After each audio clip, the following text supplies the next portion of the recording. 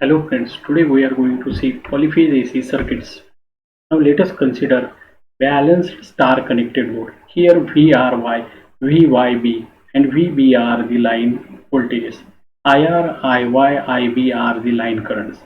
VR, VY and VB are the phase voltages and IR, IY and IB are the phase currents. So from this we can easily say that for star connected load line currents are equal to phase currents. Now let us find line voltages VRY. It is nothing but the addition of voltage VRN and VNY. But VNY it is equal to minus VYN, and therefore we can say that voltage VRY it is equal to VR minus VY. Similarly, voltage VYB it is equal to voltage VY minus VB, and VBR it is equal to voltage VB minus VR. Now let us draw a phasor for R phase. So let VR which is equal to phase voltage as a reference. Take this as a reference.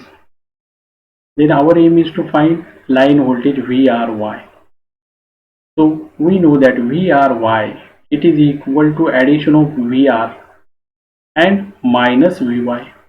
So reverse this Vy phase so that we get Vp is equal to minus Vy. Take phasor addition of Vr and minus Vy so that we get Vry. Now here we know that line voltages are displaced by 120 degree from each other. Now here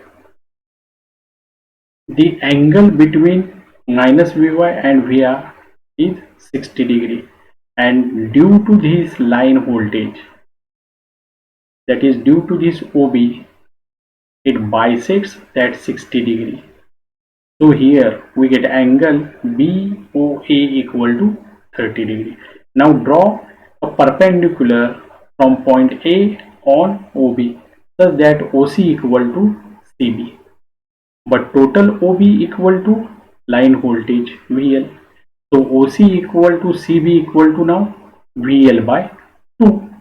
Now from angle OAC, cos 30 equal to OC divided by OA.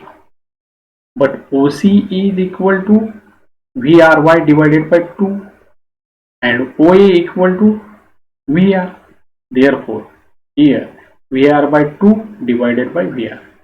But cos 30 is equal to root 3 by 2, which is equal to OC, line voltage divided by 2 divided by phase voltage.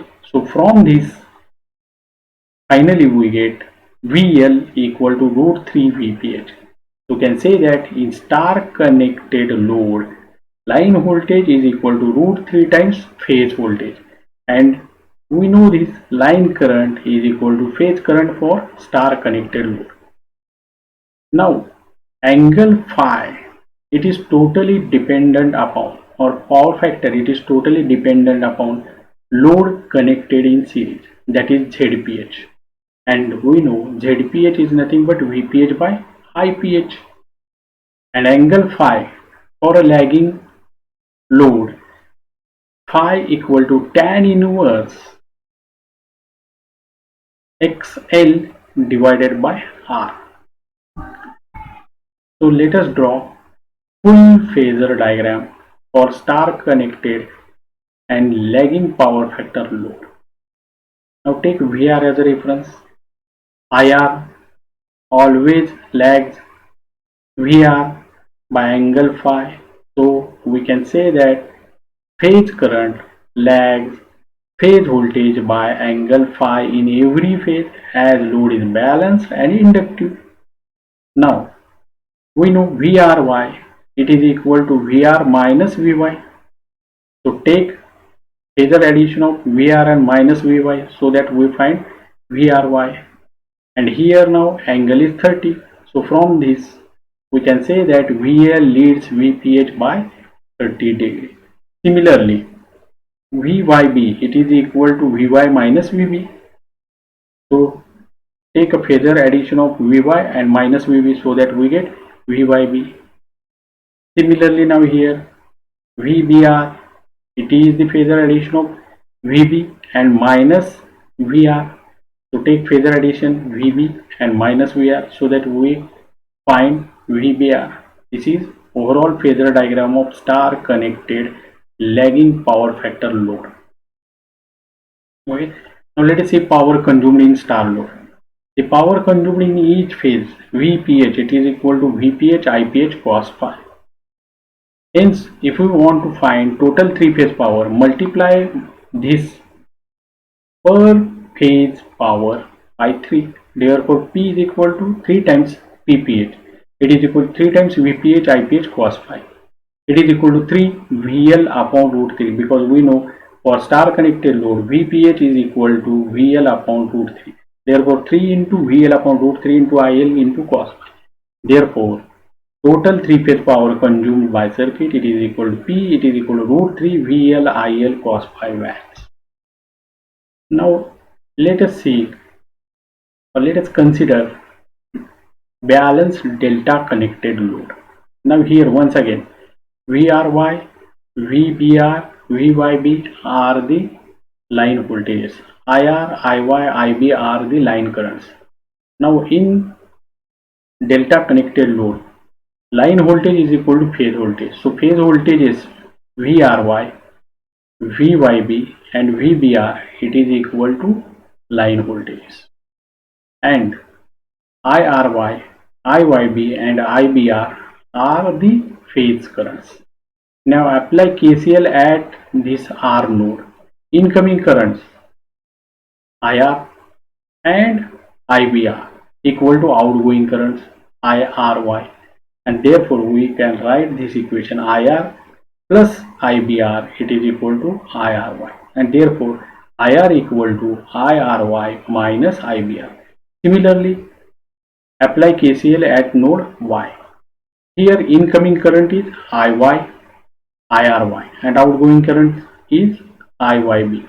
So we can say that IY plus IRY, it is equal to IYB, and from that we can find IY, it is equal to IYB minus IRY. Similarly, IB, it is equal to IBR minus IYB. Now let us draw a phasor diagram for R phase. So here let take current as a reference. So IRY, which is a phase current. Now if we want line current IRY, we must take phasor addition of IRY and minus IBR. So we must reverse this IBR phase current and then take a phasor addition of IRY and minus IBR so that we get this line current IR. Now once we find that, we know angle between IRY and minus IBR is 60 degree, but due to this OB, this 60, it is divided into two equal angles, 30 degree and 30 degree. So we can say that this OB bisects that angle. Now draw a perpendicular form from point A on OB so that OC equal to CB equal to IL by 2. Now angle BOA is 30 degree. So from that consider triangle OAC. Cos 30, it is equal to OC divided by OA. But OC is nothing but IR by 2 and OA, it is equal to IRY. Therefore, root 3 by 2, it is equal to IL by 2 divided by IPH. So from this we can say that IL, it is root 3 IPH. So in delta connected load, line current is equal to root 3 times phase current and line voltage is equal to phase voltage. Now let us see phasor diagram. Take VRY, that is phase voltage equal to line voltage as a reference. As we consider load as a lagging power factor load, that is inductive load, we must take phase current as a lagging this phase voltage by 30 degree. So IPH lags VPH by angle phi in every phase. We know IR, that is line current. It is nothing but phasor addition of IRY and minus IBR. Therefore, take a phasor addition so that we get line current IR. Now IL always lag IPH by 30 degree. Similarly, for phase B, line current is equal to IB is equal to IBR minus IYB. So take phasor addition so that we get IB. Similarly, in Y phase, line current IY, it is the phasor addition of IYB and minus IRY. So take phasor addition, we get this line current IY. Now let us find power consumed in each phase. Per phase power is equal to VPH IPH cos phi. So if we want to find total three phase power, we must multiply this per phase power by 3. So total three phase power, it is equal to 3 times VPH IPH cos phi.